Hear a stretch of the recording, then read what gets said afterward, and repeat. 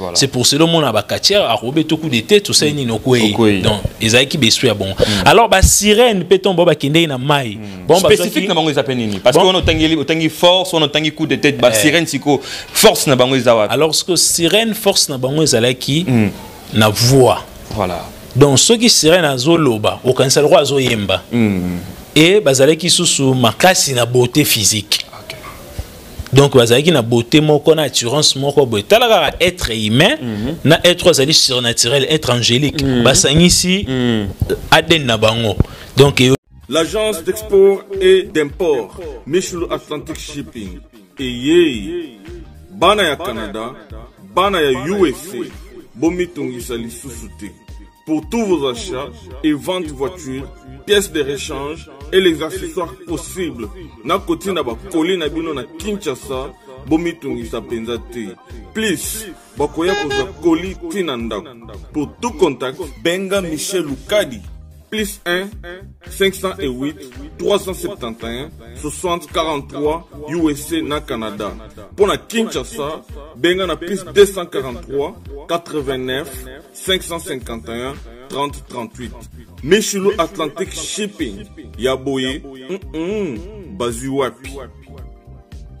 Raf Ngindou, félicitations pour la promotion, ça la pour l'artiste. Que Dieu te bénisse. À connaît pas demander, il n'y a rien en face. Suivez Congo Promo TV avec le PDG Raf Ngindou. Nanenga Mabete, Congo Promo Raf Ngindou. Boga, en tout cas, félicitations, merci Sito Oumela.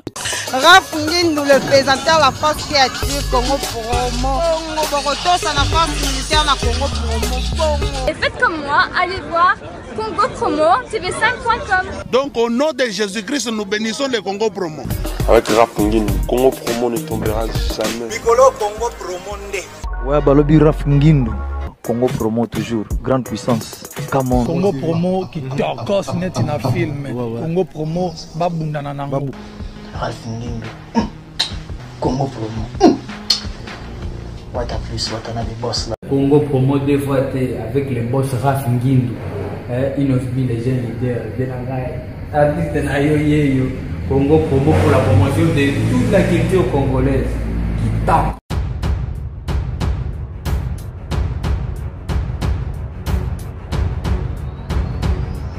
Bonjour mesdames et messieurs, merci de rester branchés sur cette émission. Excellence présentée par Scotty Kabalou, la justice de la presse. Comme vous savez, dans cette émission, on a l'habitude de vous informer, d'informer. Et Lelo Ezali, quelque chose de très spécial. Là, je suis dans les temples de Maître Chika. Maître Chika qui est un habitué déjà de cette émission. Aujourd'hui avec lui, Tokolo Bela, moi si j'ai mon raison un peu pertinente, qui reste un mystère, sirène, sirène, sirène, banani, sirène, est-ce que sirène, c'est poser la question belé, mais avec Maître Chika, vous aurez beaucoup de découvertes, de connaissances, mais avant de tout commencer, je dis merci d'abord au boss de Congo Promo Télévision, l'ingénieur Raf Ngindou, depuis Dallas avec toute la famille. Maître Chika, bonjour. Oui, bonjour. Moi, si je m'en raison un peu, ils ont un mystère à la sirène, c'est poser la question, sirène, sirène d'abord, azanani, sirène bazabanani. Merci Mingi pour l'invitation. Et merci pe na bato bazali bazuli baku Yolanda biso na osenga na bato nyoso bazali kolanda biso balanda biso na molimo balanda biso na posote poso balandi biso na poso bazana mwa kokoso kasi so balandi biso na molimo nde tozana facilité question ezali sur ba sirène. Voilà, l'humanité tout entière et très bien tant tozali koloba kombo ya sirène. Ezali kopesa biso déjà na image na biso ya mental. Ezali kopesa biso déjà image ya mwasi moko. Mais oyo na se na ye azali na forme ya mbisi. Voilà. Wana déjà konota bango déjà bazaba ndoki. Oui. Est-ce que bazaka ndoki tokoya wana toki nanu. Wana ezali forme déjà o ba pesa biso. Mais na mythe ya ba sirène ezali na ba mythologie ebelé ou epesi exemple ou origine ya ba sirène selon bango. Na kati ya catholique bazali na forme o bango ba expliquer les origine ya ba sirène. na kati pe ya mythologie égyptienne bazali na forme na bango o ba expliquer les origine ya ba sirène na kati pe ya livre ya 3e Métatron o azali Moïse azali pe na forme o expliquer les Moïse n'est 3e Métatron. Oui, 3e Métatron. On te benga comme yo peut Métatron non? Oui, la 5e. 5e Métatron. OK, c'est bon. Alors Moïse a expliqué qui peut origine ya ndenge nini ba sirène ba utaki. Ba sirène ezali ba esprit par définition bazali ba esprit moko bo bazali déjà négatif. Mais l'humanité ezali ko bosana ke avant ba sirène ba zala ba sirène il y avait déjà d'autres esprits au bazalaki. La terre était informe et vide. Et l'esprit de Dieu ezali ko tourner nikolo ya mai. Tango nzakomba azali ko sala déjà mokili. Asalaki déjà 4 principes. 4 principes wana o ezalaki mabele, moto, mpepe na mai. Achaki déjà l'esprit au bako gérer mabele. Bango wana l'esprit na bazara soki bazo tambola na désert nde ba biso ba imeto monaka effet ya tempête désert. Donc tant tout monde na tempête désert et ça les mabongo ezala rendre l'esprit au ba dirigeaka terre ou ba esprit ba diriger mabele nde batambolaka. Alors que soukous na bango wana énergie o yango ezo dégager yango mtepe sera tempête. Dans les lomètres c'est ce qui tempête du désert on les a fait inventer ezali ba esprit oyo bazali ko diriger mabele tant batambola kande be fait secondaire en tambola ezali roi biso nde tuza boye tant ngano tuzali ko tambola ba fourmi nde ba tambola ba mona ke ba dégâts salema pona bango ezande mo pena biso tant ba esprit yana bazali ko tambola. Donc makolo na bango ou bien énergie na bango ezali ko sala tempête ya désert ezali sous na esprit mosusu oyo ba kengelaka mon pépé. Voilà. Et cet esprit yana peut-être ce pe bazali ko tambola au monem sous côté mo bonzete zo ningana banzete zo ningana force ya mon pépé. Donc ba esprit yana bazali ko tambola ou ba osala événement mo quelconque. Voilà. Ezali pe sous na esprit mosusu ba dirigeara moto et ba esprit yana pe so bazali ko tambola na ba manifestation na bango ndomo na ba volcan pe esala nini ezali ko balola ou bien volcan ezali ko silika. Ezali pe na ba esprit mususu oyo bafandaka na mai. Voilà. Ba esprit yana pe soki bazali ko tambola nde to mona mbonge esalemaka. Tout ça ezali ba soukous volant et ba esprit. Donc ton basala mouvement na bango et o dégager mbonge. Donc pour te comprendre ngo ka très bien ezali ka que ton biso to yime to tambolaka. Fourmi ayo karandenge nini. Donc fourmi tant so nyeti fourmi on sa nini akufa. Les mêmes sortes pe que soki mbonge pe zuyo motu. Et ça nini et bomayo. C'est parce que ezali énergie ezali supérieure ya nature na yo. Alors na mai ezali déjà na ba esprit o balande déjà ko vivre na kati sans que ba sirène bazala na mai wana na mai déjà tel que na mon pépé tel que na mabele. Alors sikoyo na mokili nde tozalaka boye ezali na ba race ya ba être mususu o bazali ba extraterrestre ba yakaka ko visiter planète terre na biso ezwaka siko temps ebele. Et cette groupement ya ba race wana bazalaka se baye ba memaka technologie nouveau na kati ya planète terre et ba memaka enseignement nouveau et ba memaka makambo ya nouveau. Na livre Genèse chapitre 1 verset 6 ou na Genèse chapitre 6 pour ba comprendre bien. Bon, tous aura Genèse chapitre 6. Tout le monde a très bien que balobi ba fils de Dieu ba utaki likolo ba yaki. Et apparemment, vous inspirez trop de la Bible. Hein? Oui, la Bible est patrimoine mondial. Ils ont ni à chrétien ni à catholique. C'est pour ça que bateau ba komagi Bible. Ils ont musulman. Ils ont patrimoine mondial. Donc ils ont pour la montagne ça. C'est pour ça que bateau ba komagi Bible. Batikele jamais cause à musulman. Batikele jamais pe cause à chrétien. Moïse batikele jamais koe ba kombo ezali christianisme ou bien mo ezali islam. Ba eba ki amote. Donc bazaki juste ba éliminer. Ba religion des juifs bango et kotisi bango na kati ya ba religion na bango. Voilà, on évolue. Alors sikoyo mokili e bandaki ko subir ba enseignement o ezaki ya ba extraterrestre. Origine ya ba sirène euti wapi? Ba extraterrestre ou ba fils de Dieu tant ba yaki na kati ya mokili ba yaki na mission ya côté ya batu. Na kati ya mission na bango wana baye ko perdre mission na bango. On a ba extraterrestre. Oui. Exemple nani ya extraterrestre européen ça exemple à côté à battre. Ata Gabriel aza extraterrestre. Michael aza extraterrestre. Voilà. Donc extraterrestre des alliés être azali ko vivre en dehors. En dehors il y a voilà, il y a déjà extraterrestre. Le rôle yoso qui Venise bo bengo extra Venise. C'est parce que au fond dans Venise tembe OK ko visiter planète Venise. Voilà. Alors sikoyo tongo ba extraterrestre ba yaki na kati ya mokili balulaki basi ya bato mokili. Alors ton baluli basi ya bato mokili ba komi sikoyo kosala bosangisi nzoto ya ba être o bazali ba extraterrestre na ba terrestre. Donc des naturels et des surnaturels. Parmi ba couplage na bango babimisaki 7 formes ya ba race. Mais to tanga nyonso te, mais to citer ndambo. Babimisaki ba race ya bana mosusu oyo bazalaki na ba poids lebele na nzoto na bango pe bazalaki ba géant. D'autres termes to benga bango ba humanoïde. Et ba jar ya bana bongo bakoka ko fanda côté bat bazalaki te. Bakinde ko fanda na ba montagne. Pourquoi bakinde ko fanda na ba montagne? C'est parce que babi chaleur ezobima na montagne wana tango ekozwa bango ba poil na bango yosa nini ero kauka. Alors le fait que bango baki ko fanda na kati ya montagne wana et ba esprit na bango eko dire kuna e ko kufa. Nde siko tombe esprit na bango yokufa bato bande ko vivre na tango kala nde bakende na ba montagne ba obimisa ba appellation ya ba esprit to bengaka ba gorine des montagnes. Donc tombe ba lobaka gorine des montagnes ezali gorine te ezalaki être o azaki na forme ya gorine. Nde sikoyo bato tozo benga bango ba gorine des montagnes. Donc bande ko na biso ba sailaka ba catch féticheur ba catch fétiche ba ebi esprit on azali koloba. Donc gorine des montagnes na forme o azalaka.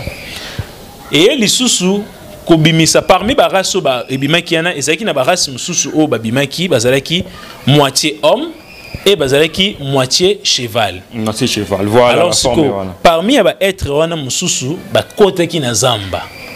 To ba kotaki na kata zamba ba ancêtre na biso bande ko benga bango bilima ya zamba. C'est parce que bazalaki na forme moko un peu bizarre. Voilà. Alors, ezaki na ba race mususu o esimbaki ba bengi bango na hébreu ba nephilim, ba géant. Alors parmi ba géant wana ezalaki sikoyo na moko pe batangi na kati ya Bible Goliath. Fait partie aussi na ba géant o bazalaki na kati. Bongo Hercule, pour benga épée moitié dieu, moitié homme. Ah bon, wana comme na mythologie grecque ndé tourbe ta histoire ya Hercule très bien. Voilà. Alors, na kati pe ya mboka na biso l'un ba descendant na pe apparaîtra qui ko bande ko benga e na kala Kinshasa azape moko ya ba descendant ya ba Nephilim donc ya ba géant wana parmi bango et aux esuna ba race mususu ebimaki bazalaki moitié homme ou moitié femme moitié poisson et siko to bengi bango ba sirène. Siko parmi ba race raté wana nyonso chaque race a luka ki place na o okende ko fanda.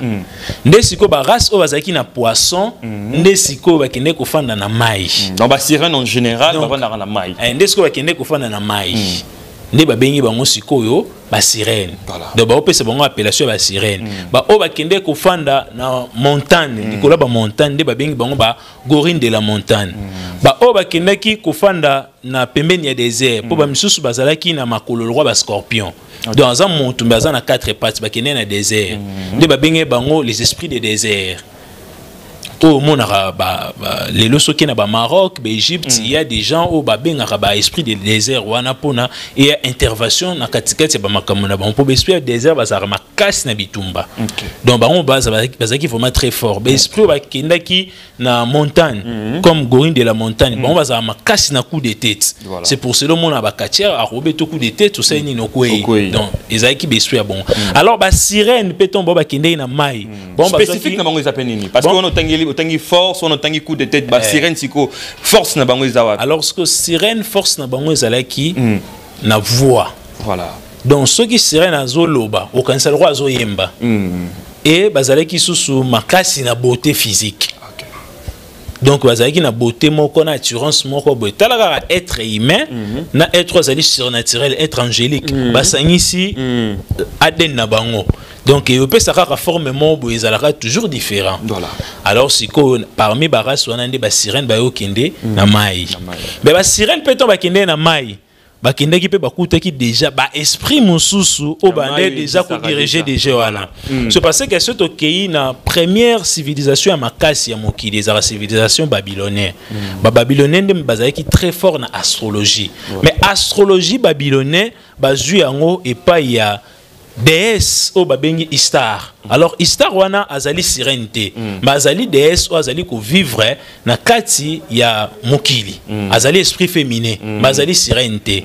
Donc c'est pour cela Seigneur na biso toyeba très bien que ba sirène origine na bango et outi na couplage wana ba être bazali naturel na ba être au surnaturel. Mais azali ka ba sirente yango moni na tangi na ba être mususu wana o bazali mais ezali vraiment cette mususu wana to tanga yango so itozui minute. Voilà, donc au début déjà il y a explication on a battu tout vous disiez que bah sirène baza déjà bateau et bah être au déjà négatif déjà négatif. Est-ce que na vie à moto netoza bateau boy sirène pas pour porter le bonheur parce que tu es capable de battre mususu na éviter si ça reste de mythe ou bien ça va réalité battre mususu ba vivant na ba sirène pas bien l'outil na mai ala ti pour soi moi si normal ma colo normal a épée à sali bolingona na mutu na kata mokid na ba film peut te mona rango na éviter ces autres là ba mythe ou bien ça peut na ba réalité. Est-ce que sirène pas quoi apporter au bonheur donc dans ça il y a est-ce qu'il y a de faux et de vraies sirènes ou bah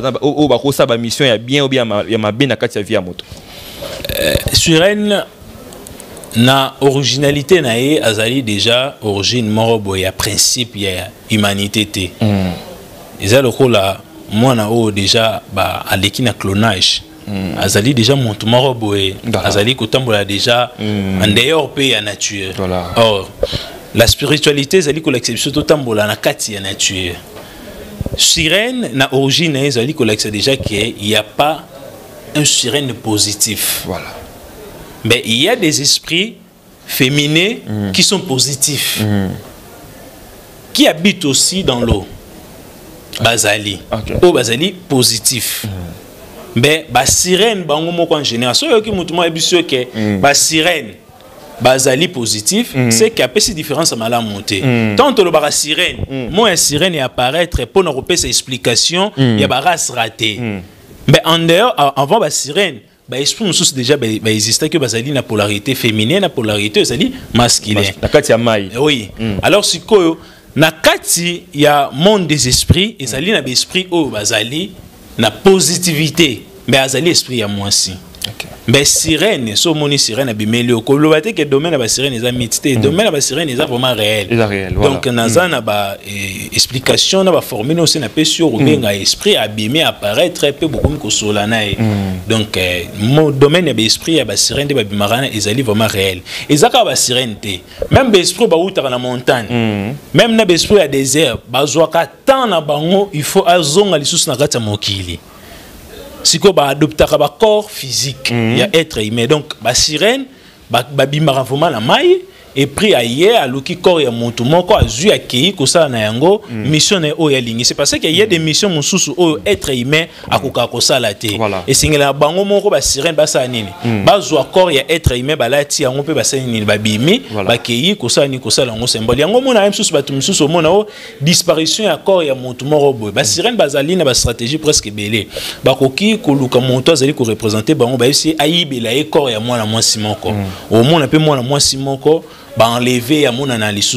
Or corps na yana ba bombi yango na temple moko ba momie yango donc momie elingi ko ba ke ba mbomé yango momification voilà ba sala momification et etikel na kati temple yana ce que comme corps par laquelle au sirène mo longana océan moro x ou la mer mo x à la tiango abimi ake ko sala mission c'est pour cela au monde abatu mususu mo na nzela pe okutani na mutu mo azali ko kanana nde ko na bino mo même susu abunga ou bien connaissance mutu ça le roi x déjà voilà mutu ça le roi x oui ba sirène vraiment ba adopter corps ya ba être humain ba bimi ba sai nango ba désir mais exemple tu to ba na kati ba sirène oyo batu to yebi moi mingeza mami wata mystère et très peu moi mystère na yebi ba sirito zo kola banda ko biso soki likolo yindi na ba école surtout ba école les conventionnés à l'état bah sirène babimar na ba tableau tout consort mais en état gamin to luka ko approfondir ba connaissance on a été est-ce que mami wata mystère un mystère et c'est un peu ko beti la biso la mami wata ta sirène est-ce qu'il y a pe na mokili a fonctionnera ndenge nini Merci beaucoup pour la question. Mami Wata, bato belé o baoyoka komboana baeba kakazali esprit moko africain. Or c'est faux. Pour nous voir que Mami Wata zali esprit azali africain te, total a dérivé à sens ya komboana. Voilà. Mami Wata ezali mélange des mots ou ezali en anglais et ni koloba Momi Water. Mami Water. Donc ezali kolek ça Mama ya mai. Voilà. Donc par vraie définition nango. Or nous sommes des Bantous. Ce qui Kombo moko ezali origine Congo. Il fait un accent qui Congo. Le quoi on Kombo nanga ezali isengulu isofete. Isofete. Donc ezali na accent ya Congo. Ata mundela yo ki on habike aux africains. Mais ce que tant biso tozali koyoka Momi Water. Tozali ko ça analyse te.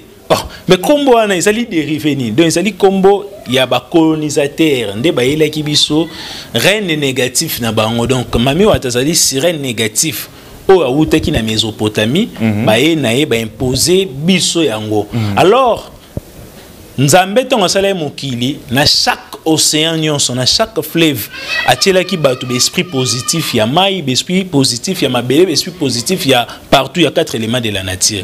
Alors biso tozaki na esprit positif na biso o azali za Mami Wata te. Esprit positif na biso féminin comme na ye mbumba. Mbumba qui signifie la sagesse en Kikongo ou bien mbuma ya maele. Mais mbumba là possède aussi 3 matrices na kati na ye. Alors sikoyo mbumba c'est l'esprit à quel que nos ancêtres dans le 1er siècle il y a Congo central ou Congo central actuel mais en Congo nazali kolobezali Congo Gabon, Congo Brazza, Congo Luanda na Congo Kinshasa. Alors sikoyo esprit ya mbumba nde azalaki esprit o abandeki ko distribuer intelligence na kati ya ba roi nyonso. Donc ceux qui ba roi na biso balingi basala invention ya eloko moko boyo ou bien se bazana posa nzambe asaila bango eloko mo ezali positif ba mbele toujours ko consulter esprit ya mbumba et mbumba bandai ko pesa ba enseignement partout dans tous les rivières abana pe ko lata pe moto boyo ou bien ça ka expliquer ka esprit ya adoptera forme nyo salingi esprit ko bi matana nzete o mona même nzambe abimeli Moïse na forme moto donc esprit azwa forme nyo so ya lingi esprit ko bi mata ndakala to mona tango Jésus abimé na kati mokili Jean-Baptiste etango baptisé tout monde qui ndeka yaki donc ndeka ne zaki Métatron je forme ndeka ya mati likolo na pas la sabatu que c'est lui c'est Métatron le premier le premier Métatron voilà alors sikoyo esprit ana ndeko zo forme nyo salingi tango ba colonisateur ba ye ba yo mona ke biso to zaki fort c'est parce que poto sala ba analyse na lo ba mettre fois to landa discours ya Léopold D o asala ke lo be très bien ke na kuti peuple na baza makasi pe basambela déjà banzambe na bango do ba kuta biso zaki déjà na force na biso zaki naturel o nzambe ataki yango partout non était pas quand même évolué na force na biso wana plutôt na ba connaissance na banzambe na biso wana on n'était pas évolué il a fallu que mondele pa ya na message na ye na religion na ye pour efunga pima nous sommes devenus bloqués. À l'époque, on était vraiment évolué. Tous allés qui déjà na capacité belé. Tout bandé déjà qu'on ça là bas Congo. Tous allés qui déjà na invention c'est belé. Au bisu déjà tous allés qui nango. Tous allés na capacité belé. Alors si comme mondele colonisateur tangwaye a juste sikoyo Momi Water wana atie siko na kata kalibas. Tant atie na kata kalibas a composé ba oxygène des esprits. Donc ba hydrogène, ba androïde, ba catalyseur mystique.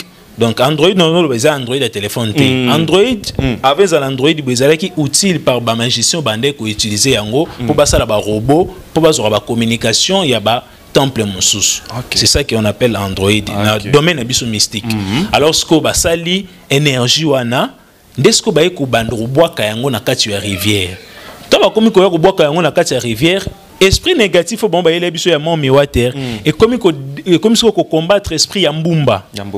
Alors tant que comme ko combattre yango bango ba comment est-ce que ko bundela biso sur le plan déformé. Plan spirituel na plan oizali physique ba komi ko obligé biso to sambela banzambe na bango ba komi ko boya ba ancêtre na biso ba sambela mbumba. Alors et comme à un certain moment mbumba commence à se manifester dans les écoles il y a ba opposants au bassin il est biso. Alors que un esprit à négatif au man école tin. Esprit à négatif au man école d'une école les allez ce qu'on va enseigner. Est-ce que va bimanga paix? Oui, il y avait des messages. Babima qui n'a formé au Batouandé qu'on pensait. Il y avait des messages rouge. Bon, voilà, bon, ce qui esprit à apparaître, c'est aux 1000 personnes, aux 1000 formes au monde. Voilà. Pourtant, l'archange Ayaki Kokabula Mai. Pour na bana Israël ba les casser non histoire batunyo so ba monaki mais mutuna mutaza qui na forme o monaki il y avait un riche parmi bango kombo na échappé ngai tango Moïse qui a dit commandement na fongoli parenthèse au kamam qui tant Moïse qui a dit commandement tant Moïse qui a dit commandement alors au moni œuvre au bon basala qui ano ba c'est Aaron c'est la bango voilà ils allaient qui forme par laquelle riche ana monela qui enjoye ko kabola mai donc ba ikete nzambe to sambela za na forme donc ceux qui bat babi que tableau ande ko koma rouge bende ko koma ni wanza ça dépend ya bango alors c'était l'esprit Mbumbanda banda ko bima pour asa la révolution na asa la révolte donc c'était pas des yaki no waterman mais mami waterté yaki mami waterté yaki esprit yaki positif yaki pour enseigner batou et ba colonisateur ndesco ba yaki ko diaboliser yango ke ba yo ka esprit ya nante c'est parce que ça esprit de la vérité ba imposer là ki bisone mami watambe mami watazali esprit na bisoté azali esprit azali pe négatif donc esprit na biso pour ba retenir très bien biso surtout ton on le biso dans na tcheka biso en Afrique tout entière que esprit azali positif c'est l'esprit Mbumba voilà et azali jusqu'à nos jours existera-t-il azali ko exister mais esprit bazala kaso qui va combattre aucune des retraites spirituelles et notamment va apparaître les sous c'est tout à fait avec tout homme soit il pose une attaque ou bien soit une blessure et c'est là au côté moi retraite et après au bima les sous donc azana cycle némo beton va apparaître les sous donc il y a des esprits positif oyo bakoki kosala makambo lokola kaka ba sirène mais baza ba sirène te mais baza ba esprit ozali positif donc esprit mususu azali a osala ba sirène ba copier na bango kaka makambo ba esprit ya mai oui akoki ko ina ona na but nini sirène akomo saelo mabi abomi ou bien apesi o malédiction ekoki ko ya ndenge ni na via moto soki oye kosala na contrat et fait que respecter contrat na te aboma yo et akoki pe ko bima pe na kati ya mokili aza na mission asepela na yo ou bien yo linga yembe apparaître yo lingi était et à occupé ko banda ko menacer yo pe azali ko bundisa yo mais il y a aussi des énergies oyo monto ko salela pona que même aussi les esprits mauvais ba ko zoyete lokola ba asan ba ensan oyo to sali na yango voilà donc c'est pour cela à ce niveau nous allons parler de la présentation des énergies spécifiques des corps on a plateau je pense que caméra au sala la réalisation on a vu la sang on a vu des corps to moni ils étaient moïsa na ba plume yo mon pe sur les coups de monio la chaînette une bague où est un peu significatif dans tout ça et ça est-ce qu'ils ont un message mambo tout décor tout on a plateau oui ils ont un message c'est parce que à 100 ils ont la parole libérée ko sala voilà à 100 o ngana zanango et robenga na montu milimo mabe mais et rope ko aturelo le sous ba ange à 100 et ko ko komisa yo na merveille moko et opé so pe guérison et santé ezali kaka le fait que bala kisayo forme ni no yo ko sela yango oui luana pe ezali bien pour l'exorcisme ezali pe bien pour na attiration na bato mususu bazana problème mabota muto mususu azomona ki azali na ba maladie moko ezali ko se manifester zo senga ba intervention chirurgicale à partir ba huile oyo muto ko utiliser yango et c'est le même huile oyo pe kaka bato bazali le rona betonga le rande bobenga pasteur et qui vient chez nous tout ça il a ba prière tout péché bango et commence alors à bénir ango ba bandimina bango pour bandimina bango bazwa dans ba tira révérence c'est pas na bino ba pasteur oui est-ce qu'il y a plus ba pasteur personnellement ba pasteur bayaka et naza ba disciple ba pasteur rebellé mais je peux pas citer les noms c'est pratiquement impossible bon ça reste le secret professionnel ba pasteur oyo bayaka ka ipana biso ce sont des pasteurs ou ba connaître vérité ou ba yebi vérité c'est parce que vérité ça a toujours été ato boyi yango mais na kata conscience na yo e ba ken oui vérité existe. C'est parce qu'il y a un cas de domaine, il y a un cas de sacerdoce, il y a un pratique. On est venu dans votre temple, on a vu des disciples. Donc, les lopetogolo, que Métatron sont devenir basali déjà aux formés. Oui. Donc, les disciples, les alliés, montunyo sont allés kolanda humanité, les alliés disciples à humanité. Donc, ngaipe nazali, les disciples à humanité, et nasimana ngaipe il faut les disciples basala. Je ne sais pas, on est pratiquement vers la fin de cette émission. Si il y a un mot de la fin, mais aussi votre numéro parce que bateau balani biso, baroza na question, mais baroza na problème, oyo bakoyi ko ba solution et pas na yo étant que maître spirituel. N'habitez votre mot de la fin par rapport à une émission. Le temps tout va payer. Na mambo yo porta la solution, bien marambo yo orientaka bateau dans les bons bases de solution, dans tout ce que toto lo baba sirène, bateau pe ba monique, bazana ba femme de nuit ba sirène ou bazako déranger ba vina bango. Est-ce que il y a vraiment une solution ko diriger bango? Nakasa Marambo, vous donnez votre mot de la fin et puis votre numéro. Oui, merci Mingi pour la invitation. Il faut retenir que la sirène, nous sommes en sirène, azali positif mais et azali négatif mais azali na esprit mususu bazali féminin ou bazali positif et azali na ba énergie spécifique telle que ba sang ou que ça la kemuntu asala des envoûtements na ndaku na ye asala des envoûtements ya corps na ye ezali na ba huile ou que traiter montu sur le plan spirituel ezali pe na ba énergie mususu ezali belé tel que ba bague ou mutu ko apporter pour épée ça y chance épée ça y lumière na kati ya vie na ye donc ezali mystère mon comme mystère vrai ou que senga montu sacrifice ya robuma montu tembe ezali connaissance ou ezali caché et voilà révélé et numéro à contact ezali plus 243 89 63 62 367 plus 243 89 63 62 367 ou encore plus 243 82 105 99 99. Je pense que c'est la fin de cette émission. Maître Chika, merci d'abord pour avoir répondu à notre invitation, pour la disponibilité, malgré l'occupation. Mais je dis aussi merci à tous ces gens qui nous ont donné une attention soutenue durant cette émission et une émission qui vous a apporté beaucoup de connaissances. Vous avez qui n'a besoin concernant le sirène. Tu peux découverte, tu peux mettre connaissance sur ce sujet où ils ont un peu mystère. Tout le donc tout ça et veuillez vous abonner massivement sur Congo Promo Télévision. Et dans cette émission Excellence, apportez-nous peut-être suggestions, remarques pour tout bon Gisara. C'est la fin de cette émission. Maître Chika, merci. Et bonne suite des programmes sur Congo Promo Télévision. Au revoir.